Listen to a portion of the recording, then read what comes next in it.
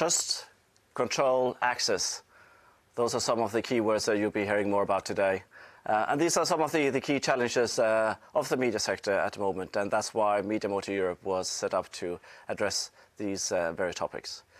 My name is Christopher Hammer. I have the pleasure to welcome you to MediaTech on Stage, version 3. I'm media advisor at Media City Bergen on the west coast of Norway. In the studio, I'm joined by Helge and Petter Ole that will be part of the panel. They'll be discussing some of the presentations that we'll be going through. Helge Høybråten, he's a former documentary producer and a serial entrepreneur in Bergen. After building up the world's first successful subscription OTT services, now branded TV2 Play, he went on to co-found and lead the build-up of MediaTech vendor Vemund Media Solutions, and he is now on the board of TV Bra. Thank you. I'm delighted to be here today with you all. So thanks a lot, Christopher. A warm welcome, Helge. And Petter Ole Jacobsen has been in the middle of the MediaTech scene since the early 90s. He was a co-founder of Peak Broadcast Systems, which merged with RTZ to form Visati in 2000 and became Chief Technology Officer. Visati is the world's leading provider of visual storytelling tools for the media content producers in the broadcast, sports, digital and esports industries. And prior to Peak, Petter Ole was Senior Developer with the News Department of TV2 Norway. And since 2019, he has been the co-founder and Chief Innovation Officer of Visati Group. A warm welcome to you, Petter Ole. Pleased to be here. Looking forward to see the presentations. Mm-hmm. Good. Now, we are also joined by a European jury that will be looking at the pictures that we'll be going through this afternoon.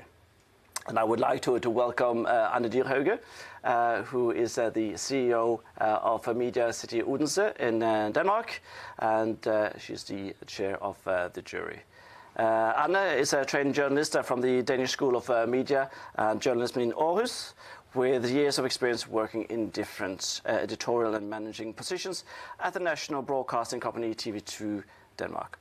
Today, she heads Denmark's first media tech cluster as director of Media City Odense. Media City Odense creates opportunities for media tech startups by identifying the needs of the big media companies and putting them together in joint projects. A warm welcome to you, Anne. And then we will move on to Belgium, to Bert van Kerkhoven. Hello there. Good to have you on the screen, our jury. So you, Bert, is head of business development at Pitch Drive, a combination of a fund with strong focus on early stage tech startups and a complementary angel investing platform. He has extensive experience in assessing, funding and supporting pre-seed startups. And then lastly, we're saying hello to Juni Frilander. He's innovation lead at Ile Innovations, the Finnish broadcaster, and also founder of Ile Sandbox. And his job is to boost innovation and experiment around content and technology at Ile and with strategic partners. So a warm welcome to our judges, and we'll be checking in on you on the way. But I also thought I would just give credit to those behind MediaMotorEurope and all the hard work that's been put into getting us to this point. We already mentioned Media City Bergen, and together with us we have VRT, the Flemish language public broadcaster in Belgium, that is the coordinator of our project. In Greece, Termi Group is offering accelerator services in Thessaloniki and is one of our ecosystem partners, as is Cluster Sofia Knowledge City in Bulgaria, that has been fantastic to support us through the project. And then non-hub or ecosystem members of the consortium are F6S, that many of you that are startups will know from your the global network of startups that they represent, and Fast Track Action, which is a network of investors based in Portugal. And last but not least, we have HSC Athens Technology Center that has built the platform that has been supporting us through the MediaMotorEurope project. Fantastic. I think everyone has been introduced now, so we can move on with the program. But don't think that you cannot chat between yourselves or meet up after this if you identify any of the pitches or anyone else that are taking part in today's event that you would like to have a conversation with. The platform that you just logged into offers the opportunity to contact any of the attendees, and you can do so until 11 o'clock tomorrow night if you fancy a late Friday chat with anyone in the media tech industry. Right. So, what's the program of the day? Well, obviously we'll be hearing the pitches for the 5 challenges that MediaMotorEurope has put out there for startups to respond to. Before that, we'll hear from 2 of our project partners that will deliver their keynote speeches to set the scene for what it is that we're trying to address through this project. We will have, as promised, a panel discussion on the way, allowing the time for the jury to assess the pitches after each of the pitches or sessions of pitches. We will hear from some of the other colleagues in the project about exciting things that are happening at their end, and of course, towards the end, we will have a winner. And the winner will have the opportunity to be taking part in a major industry event, and as you can see, we have not yet decided which event that will be, for 2 reasons. First of all, it would be best if we know who the winner is, so we can sort of pitch it to the right audience. But as we all know, there haven't been an awful lot of industry events lately, certainly not taking place physically, and I think we'll all agree that being physically present sort of just maximizes the effect of going to an industry event. So, all of that said, I will turn my page, and I would like to welcome Chaya Lipot and Rick Bowens from NewsLab at VRT Innovation. Please.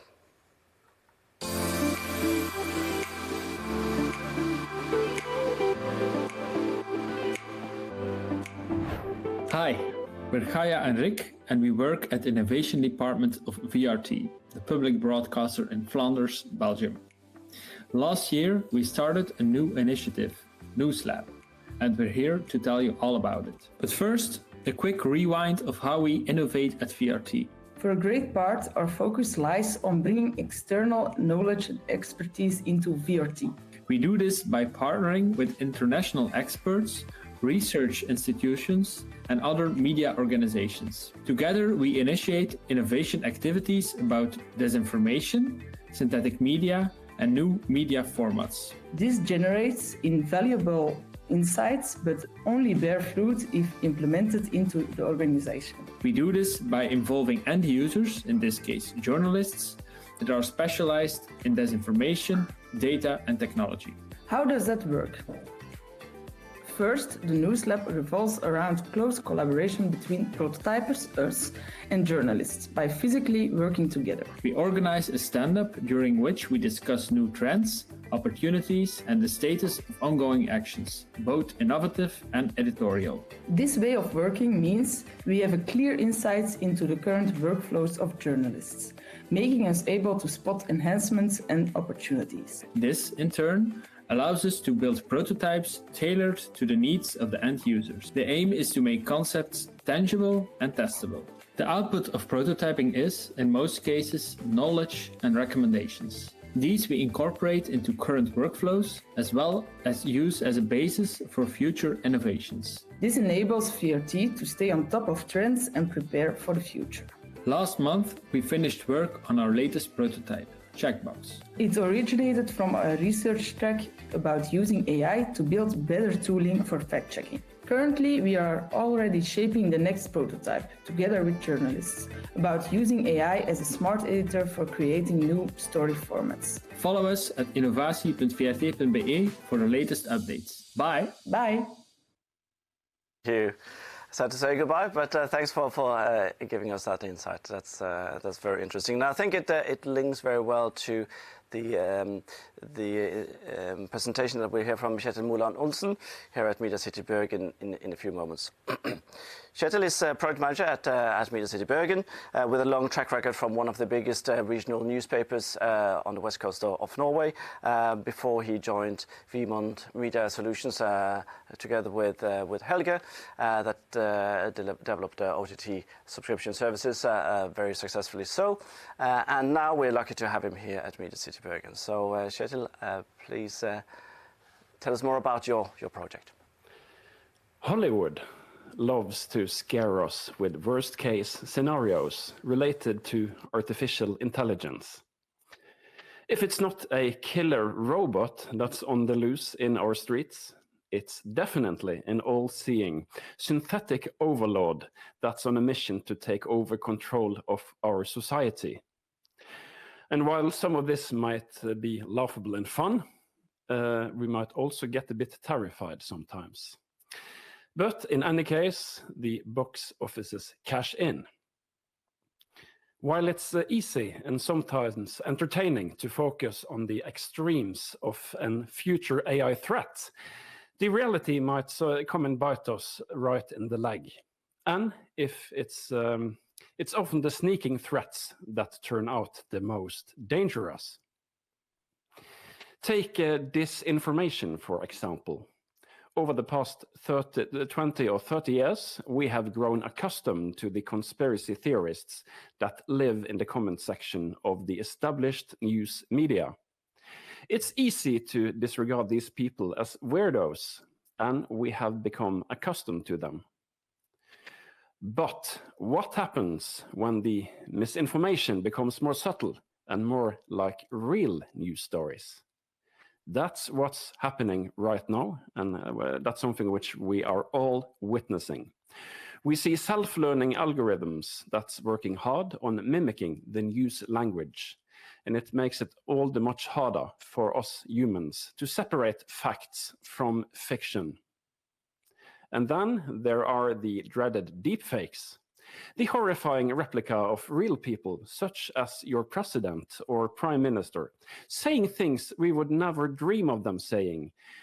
And while these computerized replicas look a bit uncanny, at least initially, it might almost be impossible for humans to spot the difference between real and fake if we give these algorithms some more time.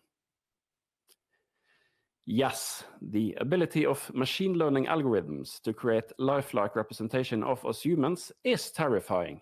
But maybe the biggest challenge of it all is their ability to mutate. Once they have perfected the mis- and disinformation making, it's trivial for them to scale in a way that's impossible for us humans to do. And it's not only AI that poses a problem in this respect. Let's be clear about that. While deepfakes might be a massive problem shortly, we find a current threat in the cheap fakes. That's videos which, for instance, have been modified, maybe slowed down a little bit to make somebody appear drunk before they are published straight to SoMe. And just be clear on this, these videos are not made by professional imposters or spin doctors. Your phone or your kid's phone is an excellent tool for conjuring up this modern propaganda for fun, but maybe also for political profit. I know I'm painting a pretty gloomy picture here, but luckily there is also some good news to be shared, because the same technology that's used to produce misinformation can also be used to identify and defeat the same misinformation. And the world's top scientists are currently hard at work at developing solutions that will solve these problems, such as automatically identifying content that's been tampered with or downright orchestrated. And there are an increasing number of startups that are taking on the challenge to solve this massive societal challenge that we face. You might even meet some of them later here today. So how, specifically, do we address the task at hand from a technological perspective? First, we need to have a broad spectrum monitoring in place. We need to gather the news information from the relevant sources, SoMe being one of them.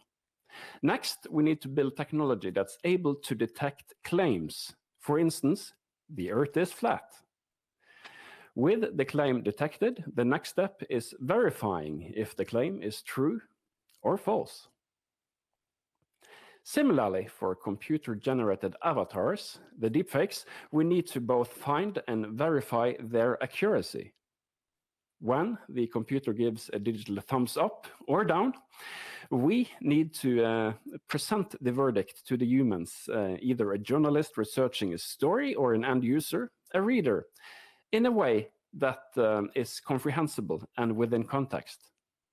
In the case of the end users, we need to find good ways of presenting the claims and the decision that we made for them in a way that they can make sense of, which might be harder than it seems. There are already many good products out there that aim to handle this challenge, but I believe it's safe to say that work still needs to be done on finding the ultimate formula to solve this problem. And if I'm allowed to make one little prediction, I believe we will find the solution that aims right in the intersection between machine and human to be leading the race quite soon. It's a way of combining the best of both worlds, where we utilize the computer's ability to scale with the human's cultural knowledge and sense of emotions. In our innovation cluster here in the Media City Bergen, battling the disinformation problem is front and center. We have member companies focusing on human-based fact-checking craft, such as Faktisk, and we also have technology startups closely collaborating with the academics institution, which are developing AI-driven decision-making support, such as Factiverse. And this summer, we are also debuting our own international fact-checking conference, the MCB Fact, straight here in Bergen. I promise you that our hometown is on its most beautiful in June, and it's also, by the way, the gateway to the Norwegian fjords. Needless to say, you are all invited. Save the date, June 8th. So, will misinformation stay a problem until the end of time? That's unfortunately a likely scenario. The good news is that we might come up with good vaccines that make the challenge less of a problem. Thank you.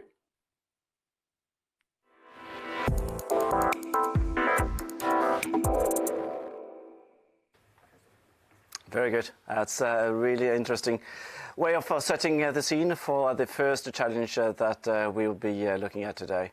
We will now be looking at the pitches from the startups that have been dealing with fake news and misinformation. So the screen is yours. Hi there. My name is Andy, and I'm the CEO of X News, an Austrian company. Would you prefer to use one app instead of 15 for your information gathering? I'm pretty sure you would. X News can give you all of that, all your sources in one place on any internet-connected device. Why? Because falling behind is no longer an option. Be up to 90% faster. See what's trending across your sources. Collaborate with team members, share knowledge, and receive alerts if something new and relevant comes up. X News is the leader in information tracking and monitoring. And if you want to join us, we're looking forward to hearing back from you either via mail or on our website. And in the end, let me share some of the customers we're proud of in the various sectors like media organizations, corporates, and public institutions. Thank you very much and have a great day. Hello, we are QuestPass. We make people pay attention. Ad effectiveness is dropping sharply due to ad block, ad fraud, and the banner blindness effect. Because of that, ads are becoming also less profitable for publishers, and it's getting worse every year. An alternative, a paywall. But a paywall monetizes only about 6% of the traffic, we've got a solution that works with the rest 94%. How? We have changed advertising to questvertising. This is how it works. You read an article. After the first part of the story, you see the quest path. The content below is logged and encrypted.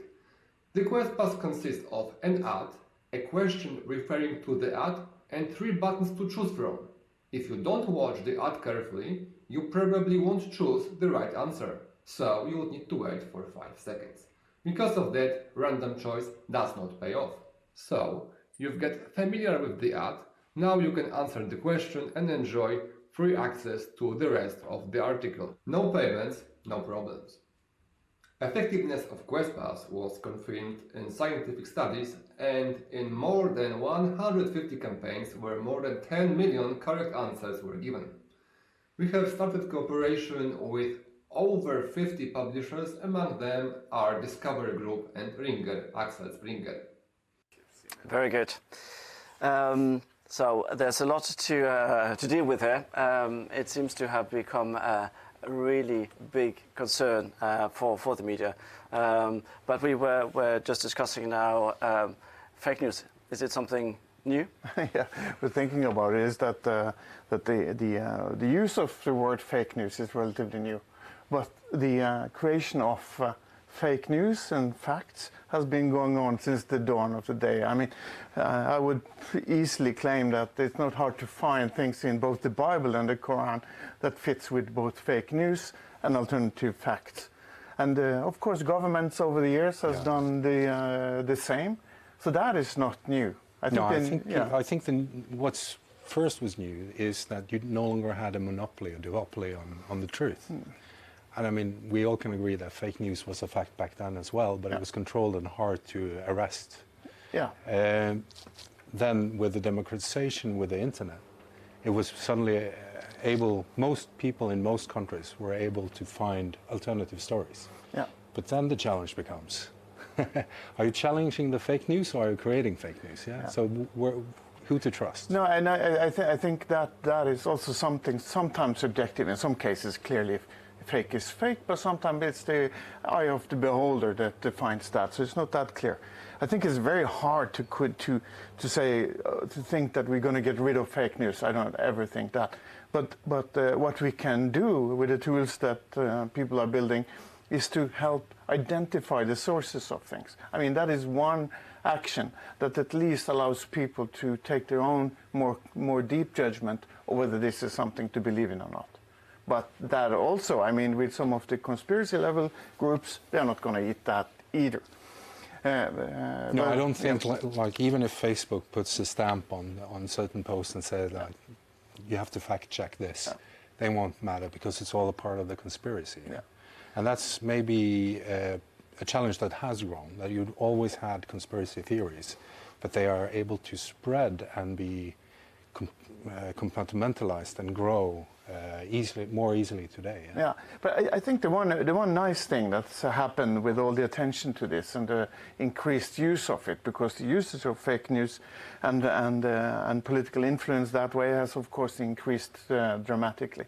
But what we also see, at least we see it very clearly here in Norway, but I'm pretty sure it happens in other places, is that this gives a new life to the trusted sources. That gets an opportunity for the more existing serious media to achieve a higher trust among the readers than what they have today. And we have seen in research that the trust level, for instance, on Facebook versus some of the media that's been here, has flipped completely over the last 5 years. So the trust has, of course, gone deeply down on Facebook and the other social media, and very high up on the other media part. So that becomes an opportunity for fact-based journalism. That is indeed an opportunity, but I think also, and I'm happy to see a shift there from the early days of the internet and the internet newspapers, where people were measuring click-throughs.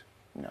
A lot more people are now seeing that is a way down a dead spiral where you end up not being able to finance serious news anymore because the trust is lost. Yeah.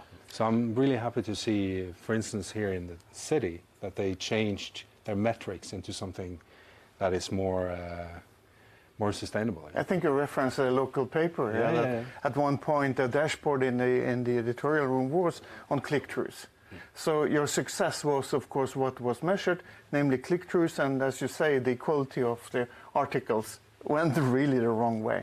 Changing the metrics to be measuring which articles are actually converting you as a reader to a subscriber changed this completely. Suddenly it was the good articles, the deep stuff that won. And then you go the other way around in that. So I think there's good hope for that. So let me, I think we could go on for a good while here. But I think we should just note that there's optimism here, that this is an opportunity for the established media to continue to do what they do and do it really well. We need a reliable media. So next is we will have an introduction to Maîtresse de Bleue, who is a VRT Sandbox coach.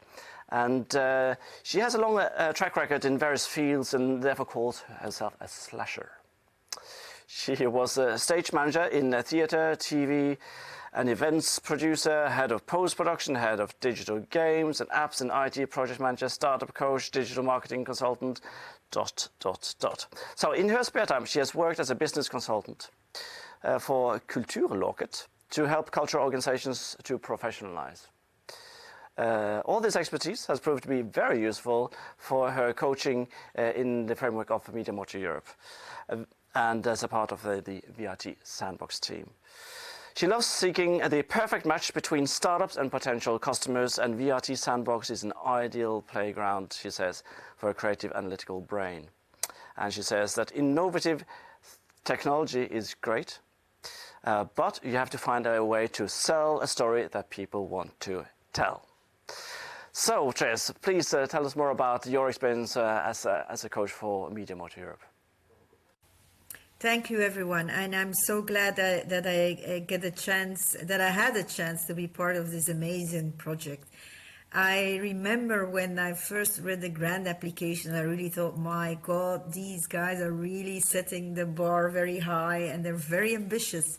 And I know that when they got a green light for the open call for launching, starting this MediaMotorEurope project, the first timeline to get the open call out there was so narrow that I thought they're never going to make it, but they did, and look at what they achieved in the last couple of years. Now we tend to forget that how important programs like these are for startups and scale-ups, because in the media sales cycle is quite long, might take you 2 or 3 years even to get your solution in front of the right audience.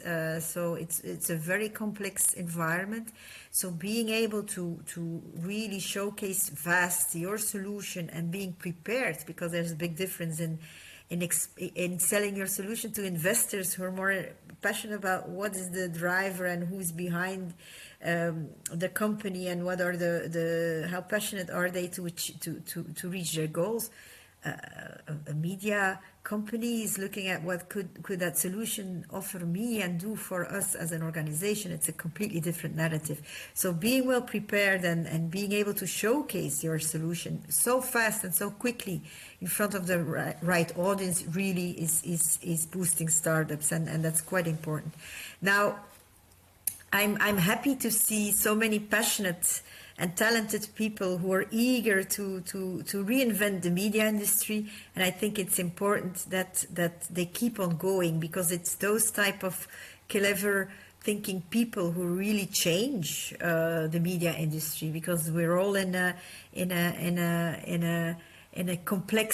all living in a complex world that is changing fast, and we need to have those type of specialists and skilled people who have a vision and who are visionary to not lose the connection with the audience. So I'm happy that they're here and that they keep on sharing clever ideas.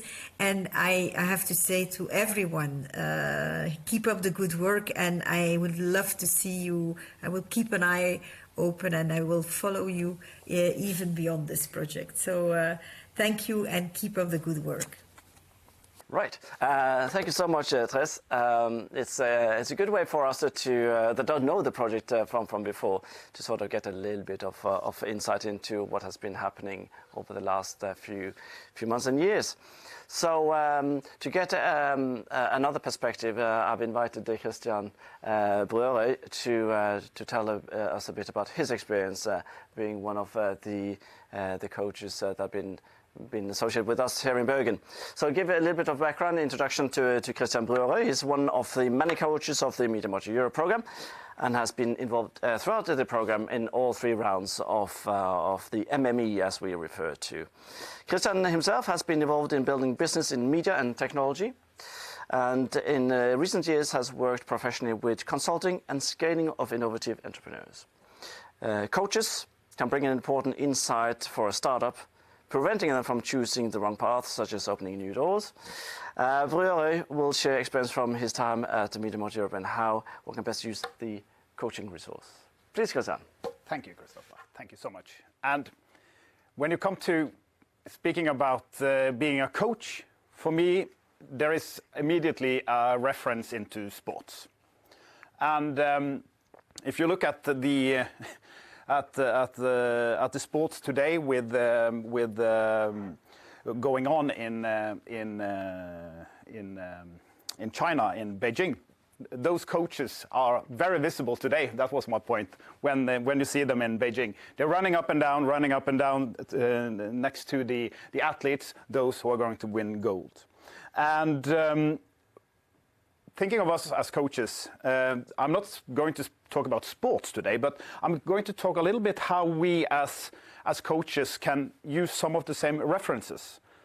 When we started the MediaMotorEurope program, I was a part of writing the handbook. We said that we're not going to be like these kind of coaches that you know from the movie Rocky. This is Mikey, if you're not familiar with him. He is the one who is screaming about lightning and thunder and is really screaming at the athlete. This is not how we work with our startups. We hopefully don't see much startups like this either, but very often startups and scale-ups are being hit. They might be hit, and a coach could suddenly be more like a motivator. But still, the most important thing is to make the athlete, or in this case, the startup, to be someone who is trying to hit the target. And to hit the target, it's very much about finding the essence of the startups itself. And it's very much about how we as coaches also can find the uniqueness in each startup. I've been lucky to working with startups and scale-ups now from all different corners of Europe. A total of 9 countries, and it's been those with small teams, actually one-man teams, to more like established scale-ups who is more like investor ready and have products in the market, have clients. And that is a big difference in working with all these kind of things. So everyone is unique. And another thing that it's very unique when you look at the MediaMotorEurope program. I'm working with many startups here in Bergen, where I'm based. I also have others. We don't have all the time that we typically have in a program that can last for up to 2 years. We have to move fast. We have to be able to work with them. And we don't have that many sessions together either. So we can't be there every day. So again, for a company who need that kind of advice that we can provide, it's about finding those kind of hit the right things, and for us as coaches to be helpful at that kind of target. So we build together an action plan, as each coach is building action plans together with a startup, and from there on we have to find the right things where we can help. Another thing that is helpful for startups, and back to the Rocky analogy here, it's if you know about Adrian, his future wife, she's shy, and that is one of the things that you shouldn't be when you're having a coach or an advisor around you. You should be the one that is seeking advice. I say, don't be shy, seek advice. Very often, the coach, as myself, has to call up how it's going. It should be the opposite. That is my meaning. Another thing that I very often see is that the different companies they need you have to have the right balance. And now back to the gym. If you don't have the right balance, you will fall. If you don't have the right balance as a company, and then I mean between the tech focus in the company, the R&D, the business building, and also how the products, how you talking to the sales. If that is not equally lifted, then you will very easily fall off, and it's easier to make a mistake. So that is one of those things that I'm also looking at, and hopefully can use as a small little test. And I'm saying it's difficult to say to anybody, go out, run, chase a chicken. This is about being coachable, and to be coachable, it's to be willing to learn and to adapt to those kind of advice you're giving. And companies who have this kind of coachable way of feeling, they are much bigger. They will succeed easier, is my opinion. And back to also when you're doing a coach work and working together with someone, if everybody is expecting a transaction, as it very often is called, a transaction itself, then maybe the balance between the coach and the startup scale-up will be a little bit trouble. So it's very much about, can you give me a lead? That is maybe not the main thing is working. We have to find the targets, the issues that we're working with, the objectives. And this is what I call maybe a training as well before you're going to the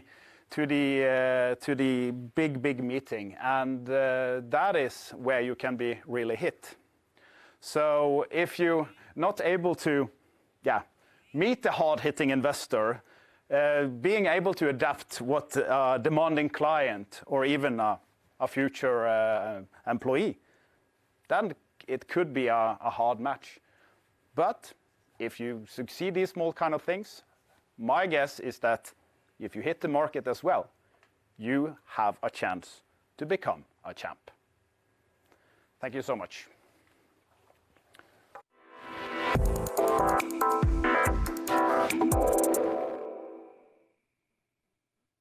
Right. Thank you so much, Christian. I think they were two perspectives on being a coach that complement each other very well. Just showing that there are coaches and there are coaches. There are different approaches and ways to seek your support. So, with that said, we are ready for the next round of pitches. And this time we will be looking at the challenge that we have called Improved Accessibility and Inclusion of Media Outlets. So I think we're ready to watch the pitches. Hi, my name is Cesar. I'm the CEO and co-founder of Wanted TV. Wanted TV is a mobile app providing movie and TV show recommendations, so you can stop scrolling on Netflix and start watching. Today, recommendations provided by the streaming services are either based on the last movie you watched or whatever the big budget they spent on. This is why 72% would prefer receiving recommendations from people they know rather than their streaming services. And this is why we built Wanted TV. We provide personalized recommendations using friends and other people with similar tastes. When our users receive recommendations, they're personalized to all users' streaming services. They can see what their friends thought about it with their ratings and read comments from other people like themselves. Streaming video market is projected to be by 125 billion by 2026. Using people for recommendations is currently untapped by streaming providers. We will make money with affiliate links, sending users to streaming services for commission, targeted ads for new movies and TV shows, and finally selling our recommendation engine as a service. We launched 12 months ago. We've been bootstrapping. We have over 3,000 users, with 100 of those weekly active. They have over 30 minutes engagement time per session. We also have close to 10,000 followers on TikTok following our recommendations daily. We are a team of 2 co-founders and 3 advisors. My co-founder and I have backgrounds in both global and media companies such as BBC and Airbus. If you're a broadcaster or a streaming service, we could be a good match as we're looking for partners. Thank you. How many clicks do you need every day to get informed?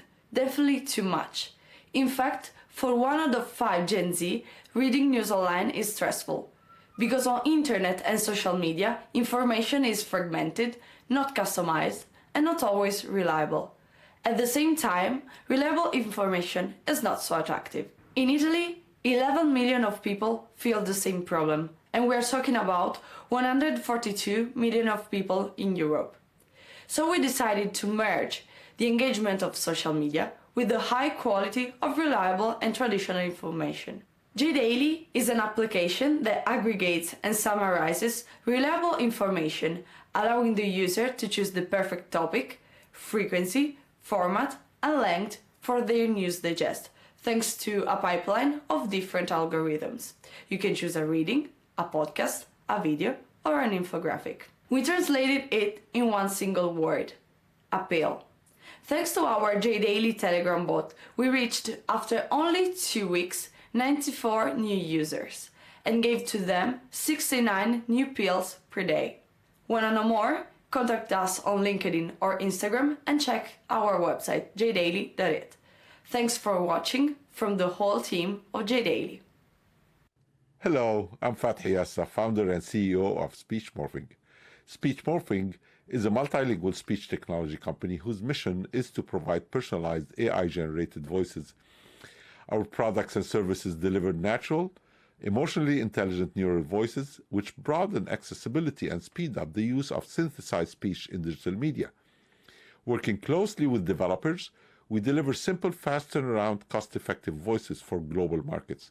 Speech Morphing's major impact in broadcast media is providing natural speech indistinguishable from original voice recordings. The greatest demands for our voices are in dubbing, voiceover, and animation. In media and entertainment, films, documentaries, augmented reality, advertising, and online games are our primary customers. Thank you, and looking forward to working with you. Thank you so much. Now, what we've been discussing a bit while watching the pictures here is that navigating the media space can be challenging enough, and let alone if you have special needs to help you through that. And where do we start? Well, let's start in the music industry, because that's an area where it's quite easy, because everything is aggregated to one of a few tech providers. So if you have Spotify, unless you like Neil Young and Joni Mitchell, which I do, you have access to everything. Yeah? So you think we should have only one news provider? And no, that's the thing. That may be your political background. Sorry. Yeah. No, that's the challenge. It's easy in music. It's hard in entertainment, and it's impossible in news, more or less, to say that you have one aggregator where you get all the content. Yeah. I'm sure Facebook is trying to be that, or other social media. Yeah. And we see how that works out. But it is a challenge for people to actually access all the news that's out there for stuff that they are interested in. Yeah, but I also think that the presentations we just saw points to helpers in this, helping navigating in all this more and more available content that is there. And then also, once you have navigated, and that making you actually able to use it in some sense.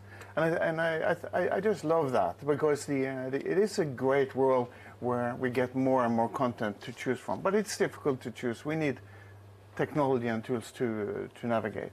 So I think this is pretty good.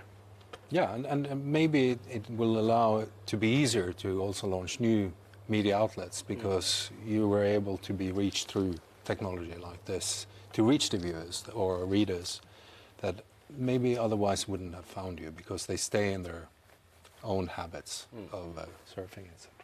Yeah, and of course, if these tools can also be used to ensure that you stay within just getting your news or the view of the world that you want, then it might be going a little bit the wrong way. Yeah, but so as long as they use Visa-T graphics, you're okay with that, fine, aren't you? Fine. Yeah. Then it's probably good news anyway. Yeah.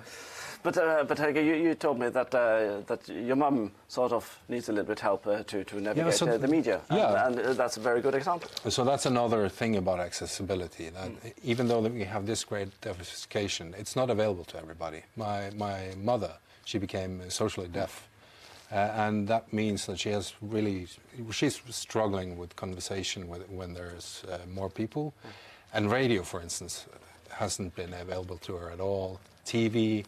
A lot of stuff has not been texted, especially live, and that is a struggle. Luckily now she has operated an implant into her brain, so that's another thing how technology really can help with accessibility. Maybe that can help us too. Life soon. changed, probably. You're speaking for yourself. Yeah. But we will probably need that. Very good. I think, well, as you can see, being involved in the project is fun in many ways. We have our laughs at every opportunity. And I thought I would share with you a bit from the last time we met as a project. This was back in September last year. Norway had just opened up, and we welcomed many people to our media city, and I can tell you that I don't think I've seen that many smiling faces for a very long time. Both the joy of being outside of our homes and also to meet the like-minded people. So we had a fantastic time together during the Future Week organised here at Media City Bergen in September. So I would like to share that video with you.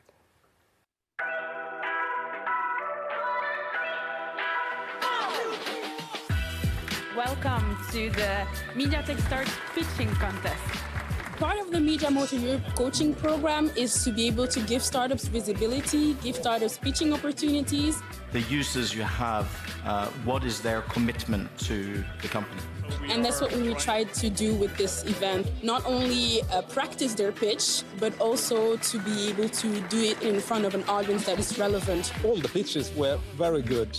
They have trained, and they got to stand in front of our audience. So there was a high quality of every one of those. Super happy about winning. I immediately sent a message to the team back in Berlin that is extremely happy about it. I was lucky as well because the competition was pretty incredible, pretty tough. So even more happy to have won. It went great. We're really happy to be able to bring startups on a real stage after years of doing online events. So I'm glad that this opportunity arose. It feels good, especially since here in Norway, no one is wearing a mask. You feel like it's back to normal, back to real life. No, it's fantastic.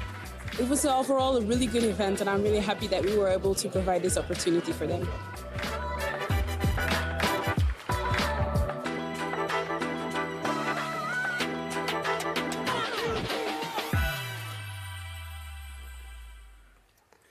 Good times, that were very good times. Now, we would like to share the alumni of the MediaMotorEurope project. We have had about 60 startups that have been part of the project, and this is a slide that we are very proud of. Fantastic startups with amazing ideas, and some of them you're getting to know today. So that's one that we are really very proud of. At the start of the video that we just saw from the Future Week back in September, you met Clelia from VRT, and she's ready now from Brussels to say a few words. So Clelia, please, the microphone is yours. Yes, hello. Hello everyone, I'm Clelia. I'm the project coordinator for MediaMotorEurope at VRT. And I should have some slides to show you because I would like to share a bit of the history of the journey that we have had so far with the MediaMotorEurope startups and partners. Since it's the last MediaTech on Stage edition, unfortunately, I wanted to take the time to retrace these past 2 years that we've had together. And in this presentation, besides this slide, I've only put pictures with the faces of people, because that is what MME was all about. It was about the people. So on the next slide, you could see actually the first time that the consortium partners and VRT came together in Brussels. It was back in February in 2020, so right before COVID hit Europe. And you can see we're very close to each other. So obviously there was no COVID to suspect. And we started with a kickoff meeting with the partners of this Horizon project. And the faces you see are actually the people that are behind this project, the minds behind their project. They really pour their hearts and knowledge into this. And as Therese kind of said it was an ambitious project. I would even say pioneer, because it was the first time there was a coaching program specifically for media innovators on a European level. So we started very ambitious with a lot of plans, and yeah, we're very proud of that. On the next slide, you can see a few images of what we started with. It was what we called inspiration journeys. We started them to inspire our network on some of the topics that we wanted to focus on that were very important for the media, such as accessibility, which we already talked of, misinformation and fake news, OTT platforms. We really wanted to focus on these topics and inspire, especially startups, to contribute to these topics. And that was a great way to share knowledge, share expertise from different countries, and also connect with the media ecosystem. So we did some of these inspiration journeys online, some were physical, but it was a great way to connect and reinforce this ecosystem around these topics. On the next slide, you can see well, a picture of all our startups and coaches and partners.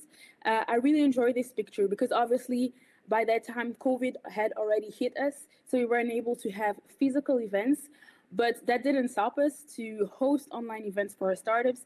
And we run 3 different open calls. And after we selected around 20 startups, we always organized a big bang, a meet and greet, where all startups were able to present themselves, present what they're working on. And it was an opportunity for us to present the project as well, and how we were going to help our best to help these startups reach their goals and get into the market, which is the media, and meet clients, and etc. So each time it was a pleasure to see their faces, and that was always one thing to look forward to. On the next slide, you can see a few of our workshops that we held. We held workshops on several topics, and it was a great way for startups to really deep dive into these areas such as pitching, product development, sales, funding, communication, and we're really glad that some experts were able to make the time to come teach the startups and help them learn.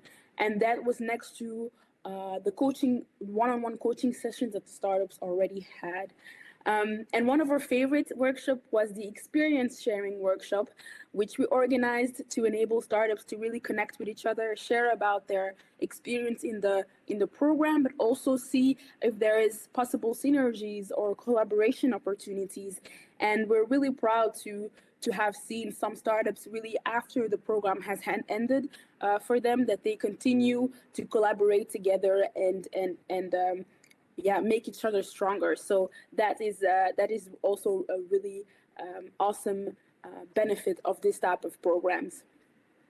Then obviously there were a few MediaTech on Stage events that we organized as this third one and last one. I don't need to explain you anything about that. you know the concept.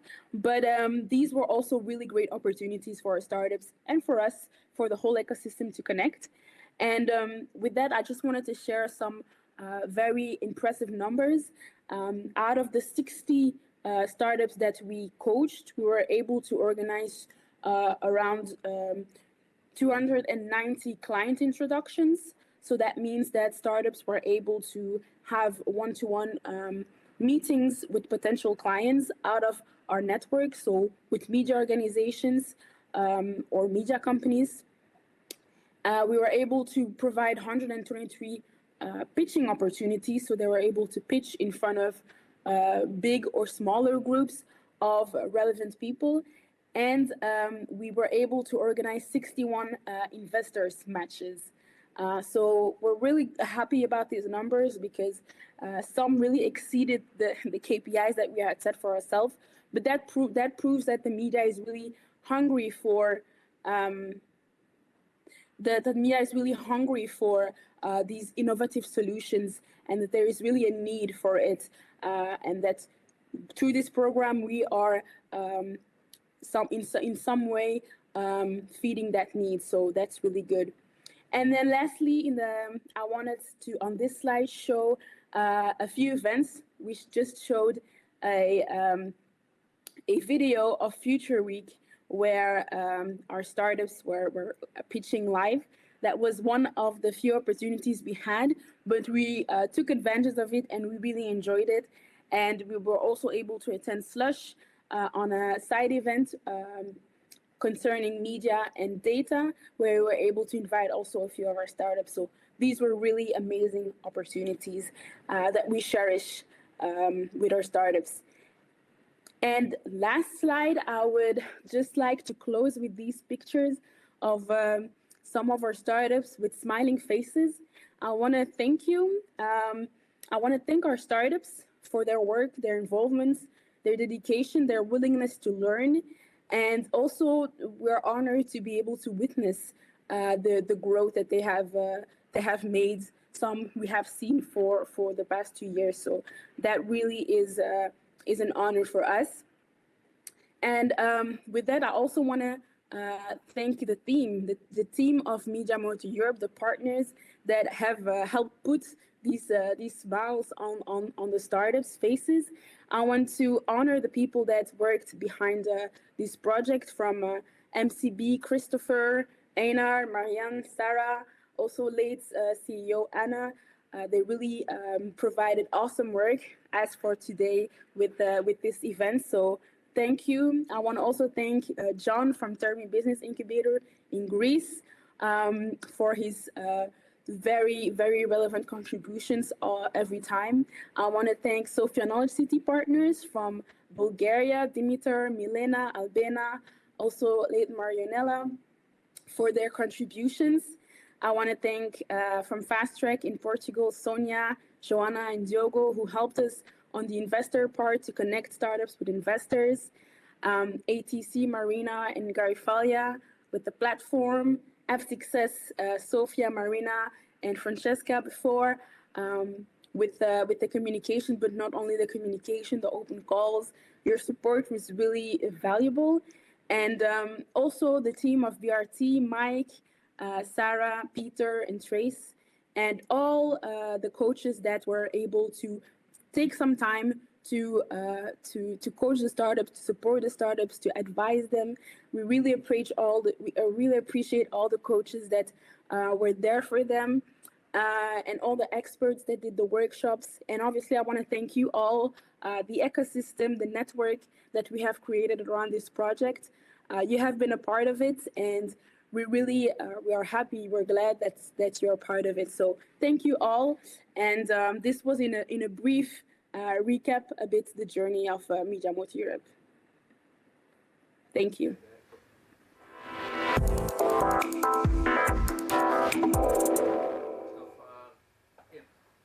Thank you, Clelia. And I think you could all see for yourself all the smiling faces in Bergen back in September when we met from a number of those photos. And I can promise you they were not staged. So then I think it's time to move on to our next challenge. which is facilitating a transition towards a data-driven media industry 4.0. So please roll the pictures. Hello everyone, I'm Sebastian, co-founder and CEO of Bleue. We founded Bleue with the mission of helping software engineers across media companies worldwide to rapidly build, stream, and monetize videos inside web or mobile products at scale. Online video is rapidly taking over all other forms of information consumption, but building software products that deliver great experiences for end users is extremely complex. Delivering video across different platforms, thousands of devices with different screen sizes and internet speeds is a massive challenge that can go very wrong very often. At Bleue, we made it our mission to address these challenges by building an API-first platform that covers the entire lifecycle of video products. Bleue can easily handle encoding and delivery to millions of users. On users' devices, playback is smooth and instant thanks to our universal video player. And we don't stop there. For most publishers, the most important part is video monetization. Bleue offers its customers a server-side ad insertion platform that creates a targeted, unified video stream, bundling ads and content together, similar to what you'd see on TV, for example, to circumvent ad blockers and deliver up to 25% more revenue for our customers compared to traditional methods. Over the past few years, Bleue has grown to deliver over 500 million video streams and ads for media companies like ProSiebenSat.1 in Germany and many others across Europe and the United States. If you'd like to learn more on how Bleue can help you achieve video greatness, please reach out. Thank you.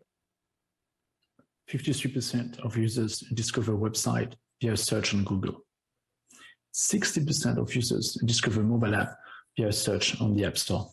And for podcast, it's the same pattern. 40% of users discover a new show via search on their podcast listening apps such as Apple Podcasts or Spotify. What that means as a podcast producer is that being visible within those platforms is paramount. Visibility optimization is a craft. You all probably know about SEO, search engine optimization. And like every craft, PVO, podcast visibility optimization, require tools. And that's us, Voxelize. The podcast market is booming, with more than 3 million shows and more than 700,000 new shows being produced last year. At Voxelize, we are into something. We did 10x our revenue between September and December. We have more than 50,000 euro of monthly recurring revenue in the pipe, with the biggest name in media out there. And that's only the first step towards becoming the go-to platform to market and promote your audio content. I think we touched on some of the really key challenges for the media in these pictures. There's no shortage on content. There's no shortage on production technology. Distribution is easy. But sort of bringing this all together in an efficient way and using good technology, are we there yet? Yeah, you say it's easy, but it's quite complicated actually, because it used to be like you had one channel, for instance, TV channel to output to. But now it's you have to output so many different channels. Social media, your own online presentations, and also a set of linear channels, etc. So it becomes more and more crucial to have tools that enables you to do this very efficiently, because you can't spend time on each of these outlets doing manual labor. So yeah, and I think all these pictures, one of the reasons that being in the media industry is such a beautiful place to be at this point in time. For not only, as you say, right, there's so much more content coming in, and I mean it's so much more to deal with there, and it's at the same time there's so many more platforms to present it, including all the platforms, but also screens everywhere and so on. So these two forces here cries for tools in between to help to produce for this world. Yeah. So there's no wonder that there's a great opportunity to develop tools and solutions on the production part in here and on the distribution part. Absolutely. Yeah. So and I think also you're right, Christopher, that it's very easy to distribute today. Yeah? So anyone can do it. But if you want to be like, if you're a media house and you have to distribute on all these platforms, then it becomes really complicated. So that's the balance there. Yeah, good. Okay, well, let's leave it there. I wanted to check in on our judges before we continue. So may I see if we have Anna with us from Odense? Hello, Anna. Hi. So how do you assess the competition so far? Well, I'm very impressed. This is going really great, and it's some really big challenges these startups are trying to solve. So I'm very excited to hear more. Good, thank you, Anna. And I will turn to Bert. Coming from the investor side, do you feel that your assessment of these pitches might vary a bit from the other perspectives in the group?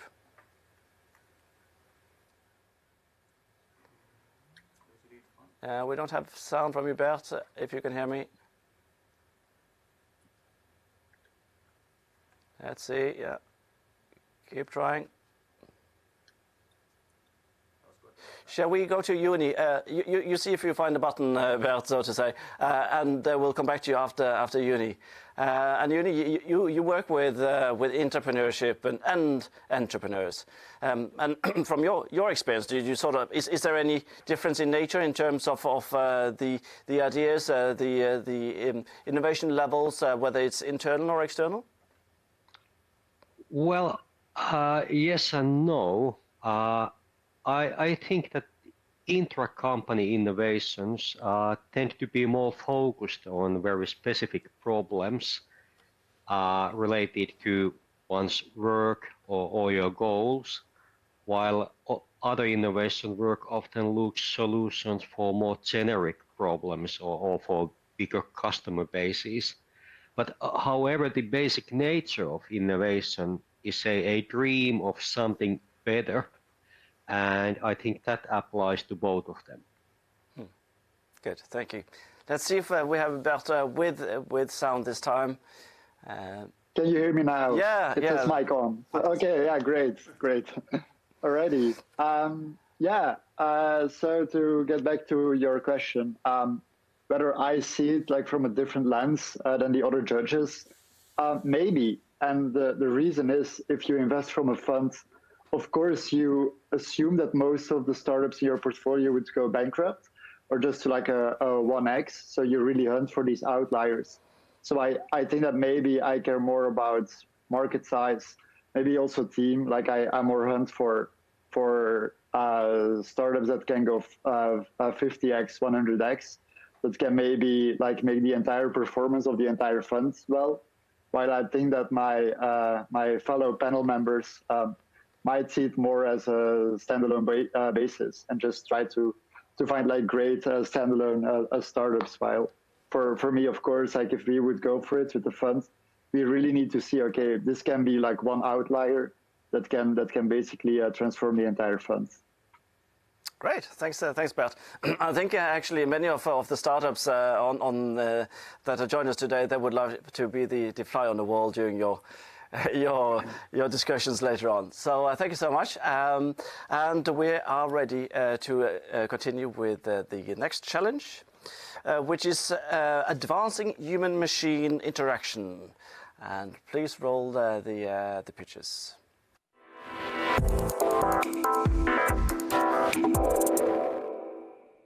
My name is Alexey Shaldenko. I am CEO and co-founder of startup Wanted.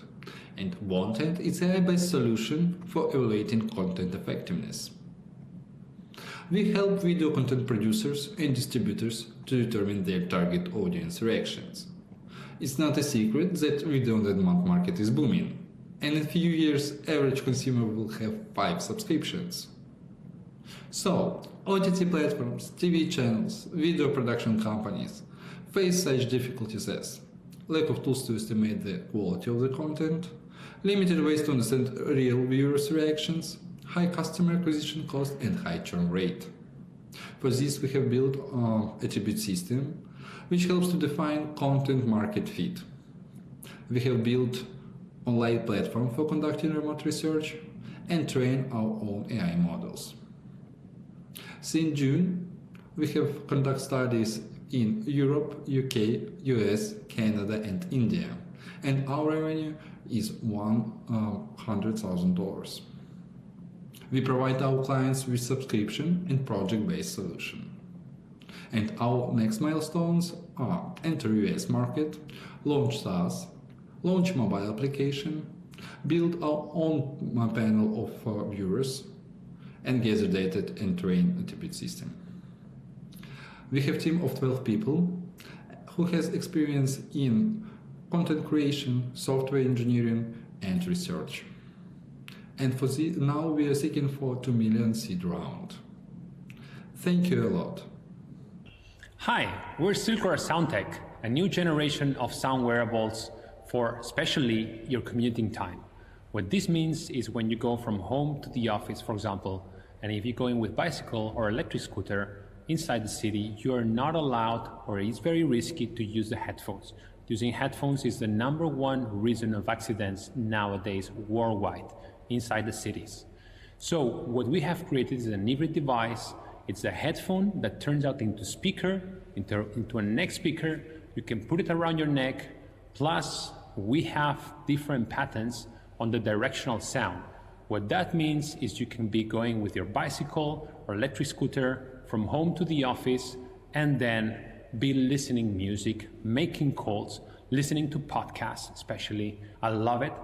And then you listen to the music. Let's say you stop in a traffic light, and when you stop in the traffic light, the sound is directional with non-invasive technology where we have our patents.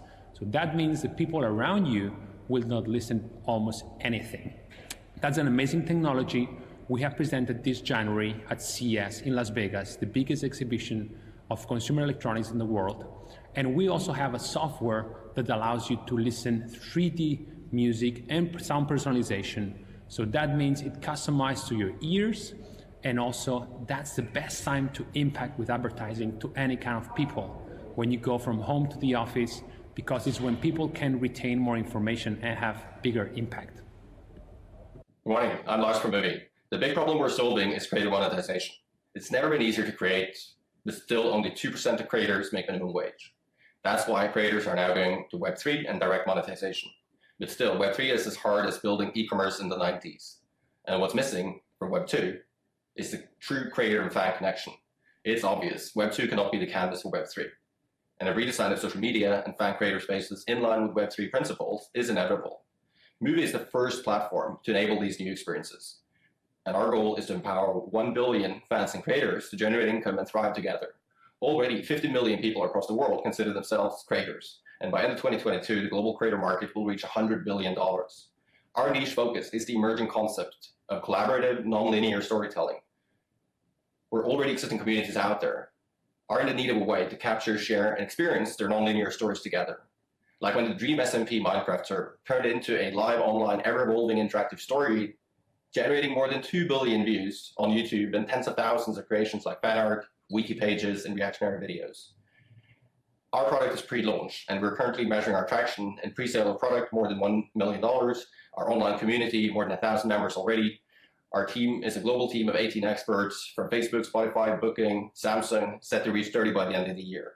And our immediate goals is to pre-sell another $2 million of our product and raise a $2 million equity round and start user testing and launching our product live in the market in Q3. Thank you very much. Welcome to the Rumble Studio podcast.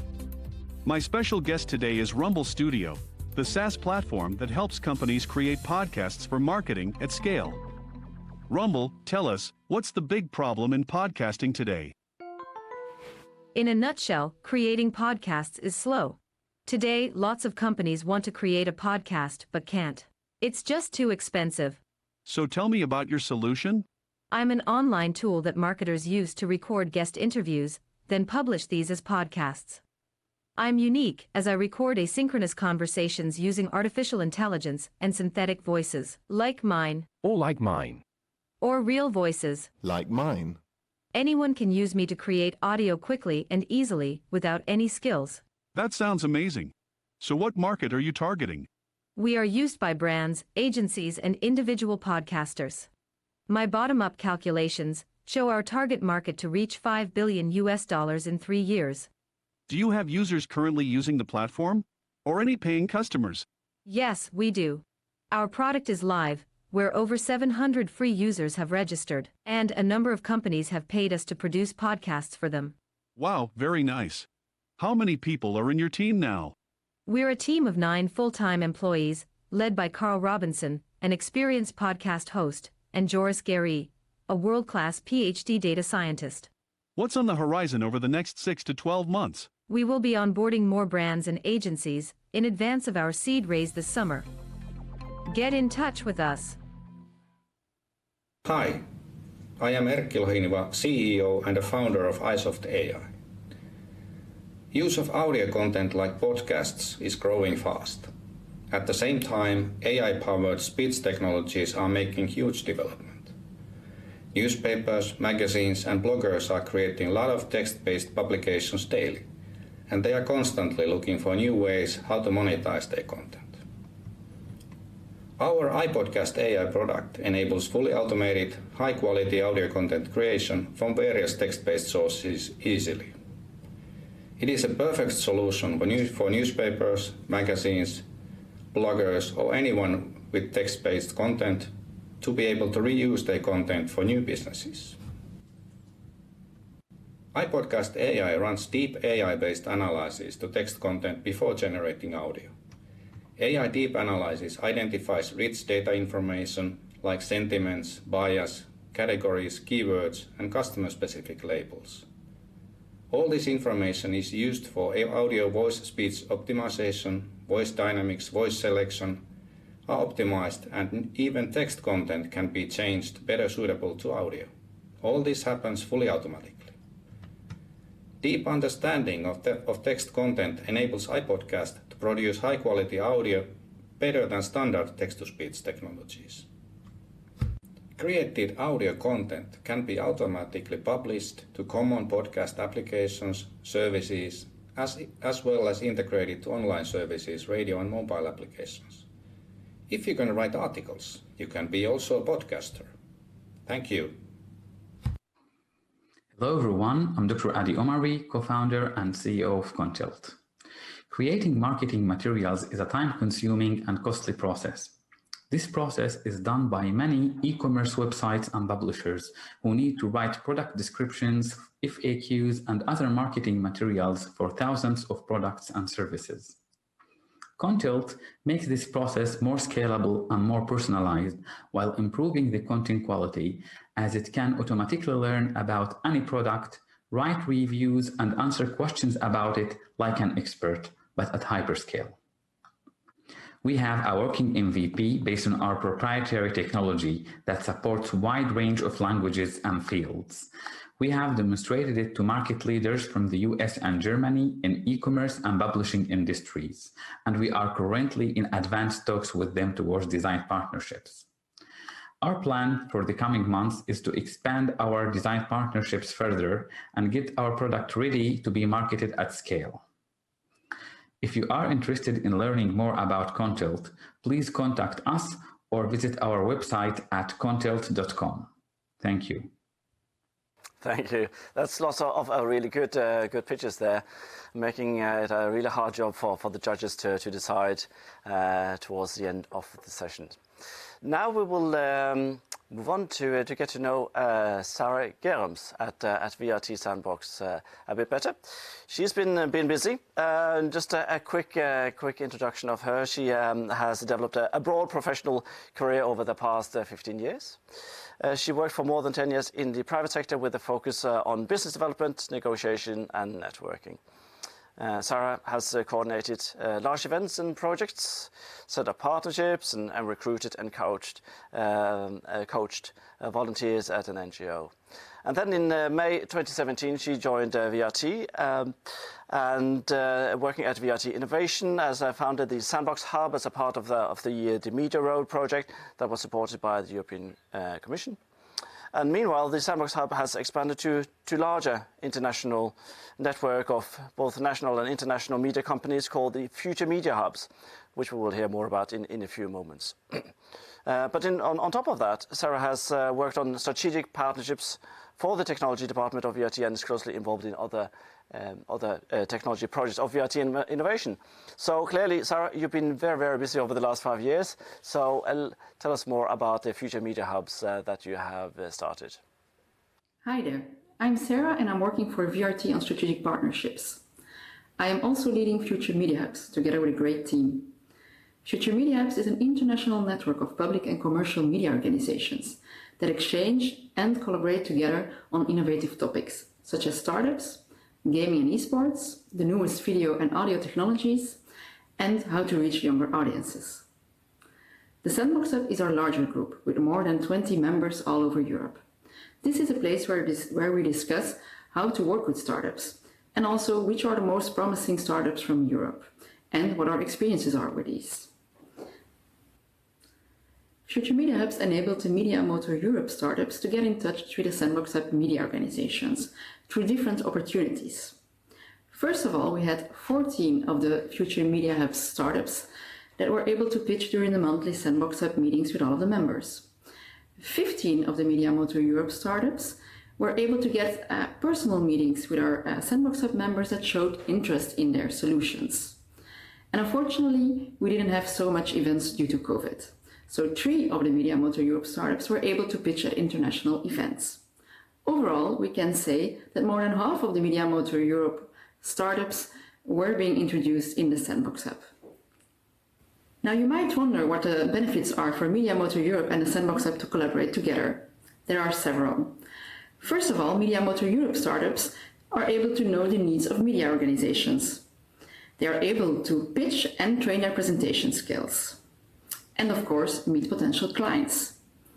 And also, they get a lot of visibility within the European media landscape. And for Sandbox Hub members, it's also very interesting because they get to know the newest media startups from Europe and can work with them if they want to. So it's a win-win. Now, if you want to know more about Future Media Hubs, then please go to www.futuremediahubs.com and follow our socials or our newsletter. Thank you and see you later. Bye.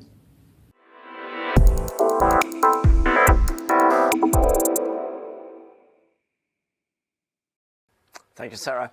I think the Future Media Hubs is something that we really need. We need to have an ongoing cooperation across Europe of media companies to face and work on those challenges we are facing. So that's a fantastic initiative that you have taken.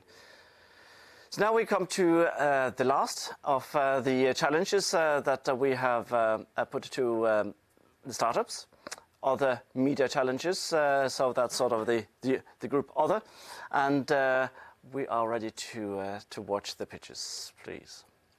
Hi there, I'm Kobi Malou, co-founder and CMO of Spectalix. In the past 5 years, the ability of TikTok and Instagram to offer cool video features to their users has forced other content app owners, such as broadcasters and sports clubs, to shift their entire user engagement activity to the big social networks, leaving their own digital assets with almost no traffic and monetization options. Spectalix enables content app owners to reclaim their users by allowing them to include a powerful user-generated content video platform on their own digital assets. Offered as an SDK or as a white label app, Spectalix allows the content app users to generate and share their own clips, but with the big difference that those clips can be combined with the content assets provided by the publisher. The main technology of Spectalix allows the app owner to create short scenes, mostly in which one of the talents is doing some kind of an act, and then invite the users to place themselves in those scenes and interact with the talent. The composition is done in real time on any smartphone and without the need for a green screen. With such technology, users could host a panel in a known talk show, sing a duet with a contestant on a reality show, and do many other creative and/or crazy stuff. Users can also create their own freestyle clips enriched with media attachments like stickers and audio files supplied by the app publisher. With Spectalix's tailored UGC platform, content app owners can engage their users and promote their content in a very innovative way, attract new users to the app, and enjoy new revenue streams by selling the activity to sponsors and advertisers who on their end may enjoy an overwhelming brand exposure time. Our business model is based on usage or revenue sharing, and we are looking forward to cooperate with you. Thank you. Hello everyone. At Kelp, our goal is to make copyright work online for everyone who shares and buys creative content. The second you take a photo or record a video, we magically own the copyright. This is the law. In practice though, 3 out of 4 images shared end up being stolen. So the copyright magic doesn't quite work. Stock photography and DAM platforms cannot provide reliable authorship verification or secure content attribution. The growing excitement around NFTs and metaverse is pushing more and more users to join, but ignores the IP protection. At Kelp, we build the infrastructure essential for the emerging creator economy to work. How? By making otherwise intangible copyright machine readable and traceable. Our legally binding copyright statements travel along with creative work, allowing others to choose a suitable license and buy directly from the author. We started with a pilot for the professional photography market, and a natural next step is to make the platform work with any kind of visual digital asset and open it to both individual users and media companies. Kelp Digital is a result of my co-founder and our CTO's long-term passion for photography, combined with my vision, developed over a decade in digital media. Now we're a team of 5 people and looking to double our size this year. No matter the team size, we couldn't eradicate content theft online. What we can do is to make sure doing the right thing is the easiest option possible. If you agree, please get in touch and join us.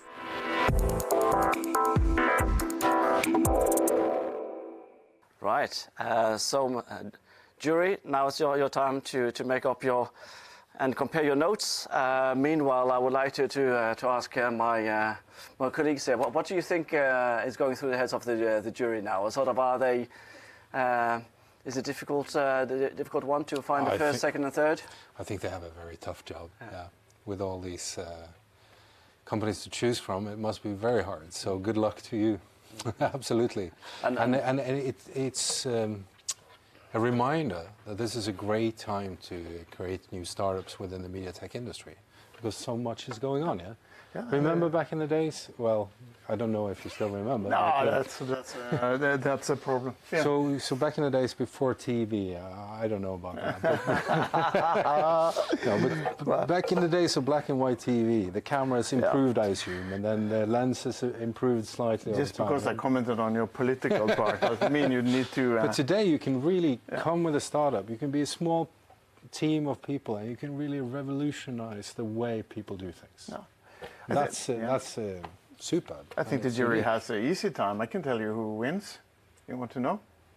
Write it down on No, it's of course tough, and the challenge is that there are so many good ideas and so many tools, and there's not that many that actually is going to be able to go through to the next big phase, and it's very difficult to spot and say that no, that's going to go and that's not. So they have a tough job to pick a winner out of this crowd. Yeah. And also with very little time to do the job. So we are not envious of the job. I don't know if we can check in with Anna, who's chairing the jury, if you already have a decision or if you need a few more seconds. We'll need a few more seconds. Okay. It's very difficult. Yeah, that's fine. Yeah, that's cool. Yeah. Okay. I think Bert was talking about that. No, it was Juni was talking about that entrepreneurship sort of tends to focus on sorting a problem that they have identified. One temptation that I sometimes see in startups is that they come up with a fantastic idea, but then they need to go into social engineering. They need to create a world that needs that service rather than solving an existing problem. Well, of course, if you can make the demand grow, then it can be a big money spinner. But it's difficult. Yeah, and I think it's a classic question, because you have the distinction between maybe disruptive innovations, which are something which can take an enormous amount of time to succeed with. But if you do, you go big. So it's big risk, and it's maybe big rewards, but much more difficult. And then I think what he's referring to maybe is labeling a systematic innovation, in where you look at the problem and you see you can improve it, sometimes greatly, by doing that, which may give you a much faster time to the market, but you might not go as big as the other one. More boring, but more likely to succeed. Yeah. And I think you need both. Both of them are needed. You need both. And of course, everybody wants to hit the really big one, but we have to realize there's rather few of those. The chance, I think, personally, to succeed is much less risky to go at a workflow or something where you understand the business deeply and create a new graphic solution, and improve it. For instance, yeah. That was disruptive enough.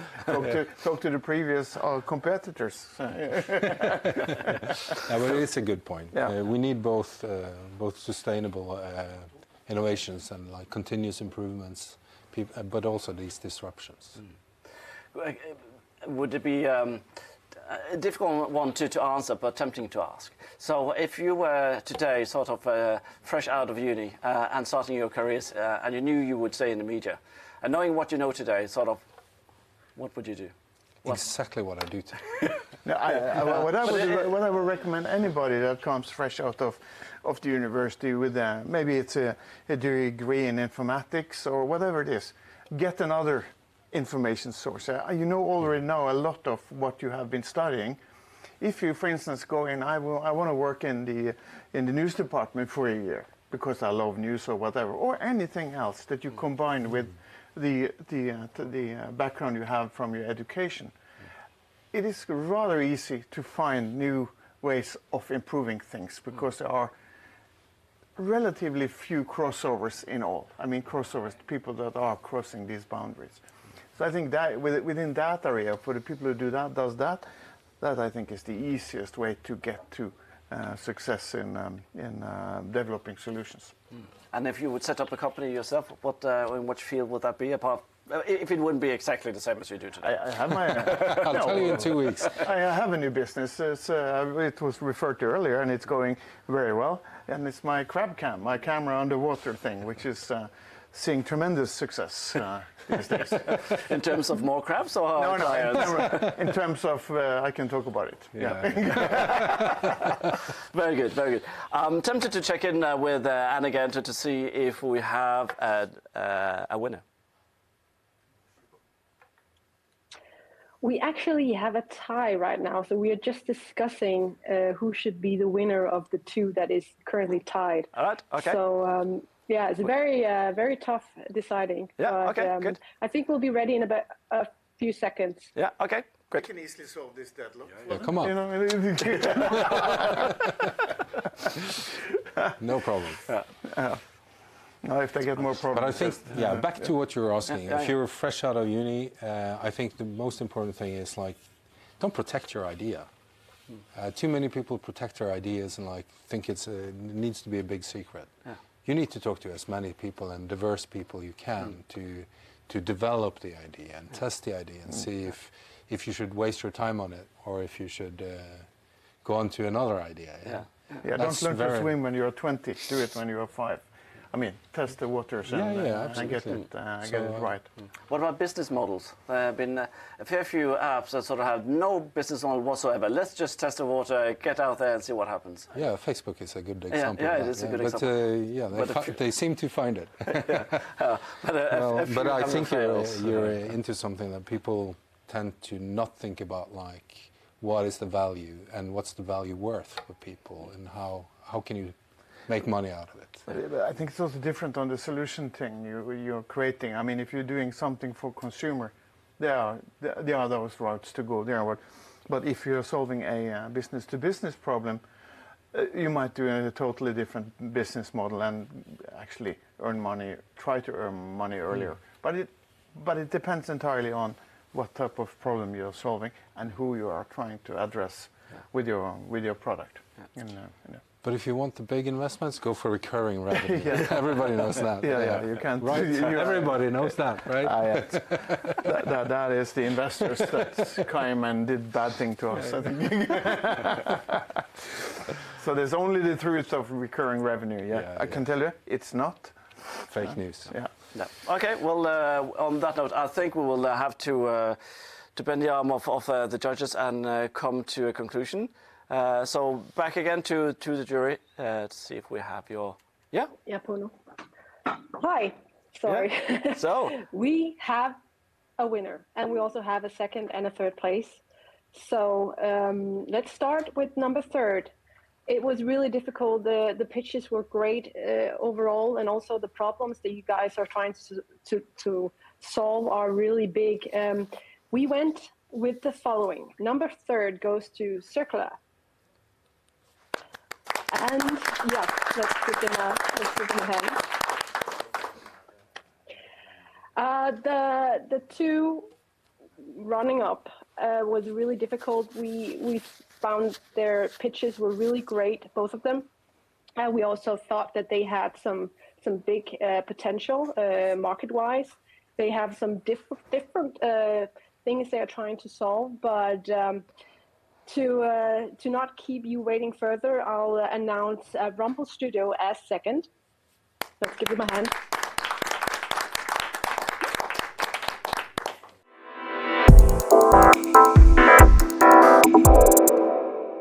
The winner of this very, very exciting finale is Kelp Digital. Congratulations. Oh.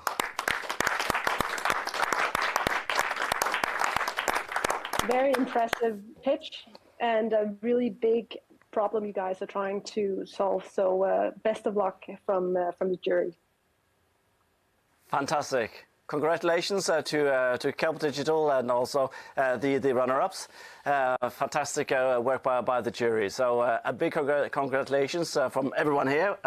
Don't know if the microphones were on when we were clapping, but we're certainly very excited on your behalf.